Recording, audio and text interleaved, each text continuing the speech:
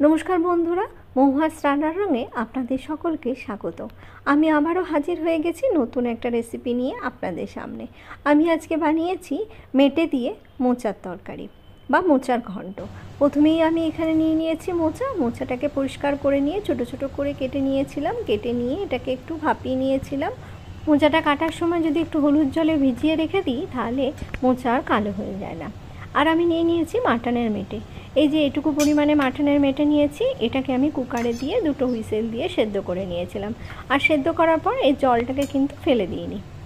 আর নিয়ে নিয়েছি এখানে একটা গোটা পেঁয়াজকে কুচি করে নিয়েছি, আর নিয়েছি আদার পেস্ট, আর নিয়েছি রসুন পেস্ট, আর নিয়েছি এখানে কয়েকটা কাঁচা লঙ্কা, 4টের মতন কাঁচা লঙ্কা নিয়েছি, আর নিয়েছি একটুখানি গরম মশলা, দারচিনি, এলাচ আর লবঙ্গ। এটাকে আমি একটুখানি থেতো করে নেবো। থেতো করে নিয়ে তেলে দিলে গন্ধটা খুব ভালোভাবে বেরিয়ে আসবে। আমি এটাকে এবার থেতো করে রেখে দিলাম। দিয়ে আমি কড়া বসিয়ে দিয়েছি। কড়ায় দিয়েছি 2 চামচ সর্ষের তেল। তেলটা যখন ভালো করে গরম হয়ে গেছে তখন এর মধ্যে আমি দিয়ে দিয়েছি ওই থেতো করে রাখা গোটা গরম মশলা। এর মধ্যে আমি দিয়ে দিয়েছি 1/2 চামচ গোটা জিরে। যখন সবগুলো দিয়ে একটু ভালো সুগন্ধ বেরোবে তখন আমি এর মধ্যে দিয়ে দেবো কেটে রাখা পেঁয়াজ।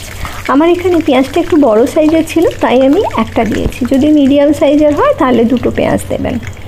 পেঁয়াজটা দিয়ে একটু হালকা লাল করে এটাকে আমাকে ভেজে নিতে হবে।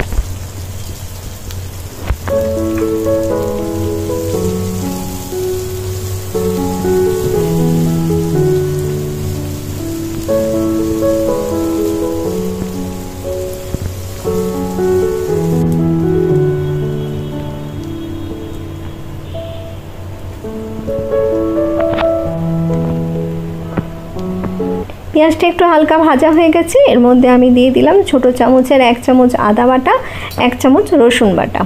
দিয়ে এটাকে একটু ভালো করে মিশিয়ে নিতে হবে যাতে আদা রসুনের কাঁচা গন্ধটা একটু চলে যায়।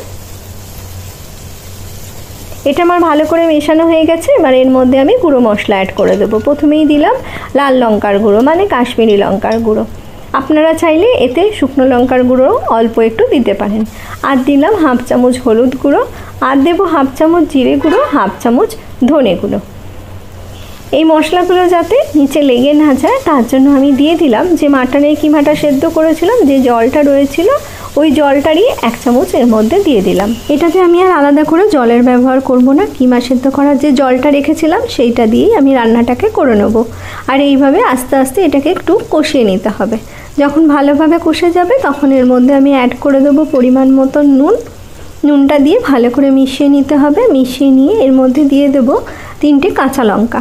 কাঁচা লঙ্কাটা দিয়ে ভালো করে মিশিয়ে নিয়ে এর মধ্যে অ্যাড করে দেবো সেদ্ধ করে রাখা কিমা। কিমাটা তো আমাদের আগে থেকেই সেদ্ধ করে রাখা ছিল, তাই এটা হতে বেশিক্ষণ টাইম লাগবে না।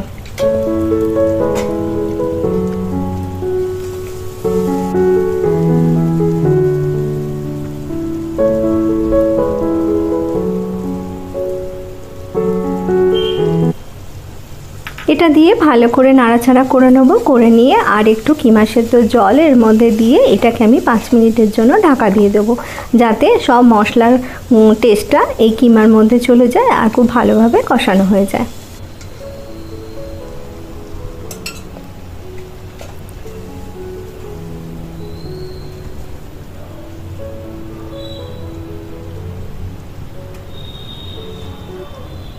পাঁচ মিনিট পরে ঢাকা খুলে নিয়েছি। এটা আমার কষানো হয়ে গেছে। এবার এর মধ্যে আমি ভাপিয়ে রাখা মোচাটাকে অ্যাড করে দেবো।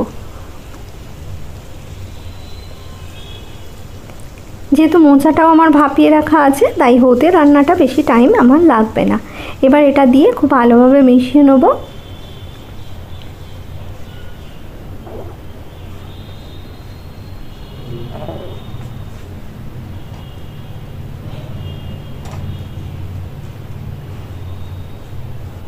এই পর্যায়ে আমি এতে দিয়ে দেব 2-4টে চিনির দানা, যাতে এটা ব্যালেন্স হয়, সেই জন্য চিনিটা দিলাম।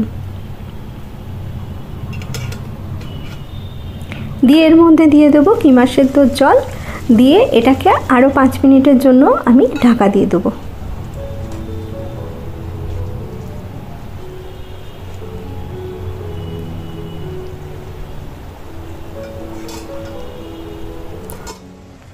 5 মিনিট পরে আমি ঢাকা খুলে নিয়েছি। দেখুন মেটে দিয়ে মোচার তরকারি আমার একদম রেডি হয়ে গেছে। আমি এতে দিয়ে দেবো 1 চামচ ঘি আর হাফ চামচ গরম মশলা দিয়ে আমি এটাকে 5 মিনিটের জন্য স্ট্যান্ডিং টাইমে রেখে দেবো। রেখে দিয়ে এটাকে নামিয়ে আমি পরিবেশন করে দেবো। এটা গরম ভাতের সঙ্গে খেতে খুবই অসাধারণ। আপনারা তো মোচার অনেক ধরনের রেসিপি খেয়ে থাকেন, একবার এইভাবে বানিয়ে দেখবেন, অবশ্যই আপনাদের এটা খেতে খুবই ভালো লাগবে। যদি আমার এই রেসিপিটি ভালো লেগে থাকে তাহলে আমার চ্যানেলটাকে সাবস্ক্রাইব করে দেওয়ার অনুরোধ রাখলাম, আর আমার পাশে থাকারও অনুরোধ রাখলাম। আমি আবারও হাজির হয়ে যাব নতুন কোনো রেসিপি নিয়ে আপনাদের সামনে। আপনারা ভালো থাকবেন, সুস্থ থাকবেন।